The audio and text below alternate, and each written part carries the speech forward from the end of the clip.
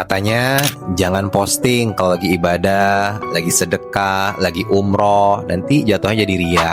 Katanya jangan posting quotes-quotes hadis atau ayat Quran, nanti dibilang so alim.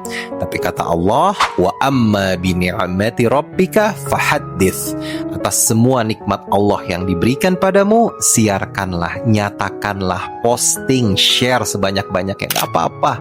Dunia sosial media kita hari ini dipenuhi dengan berbagai berita tentang keburukan, kejahatan, LGBT, dan hal-hal yang tidak baik lainnya.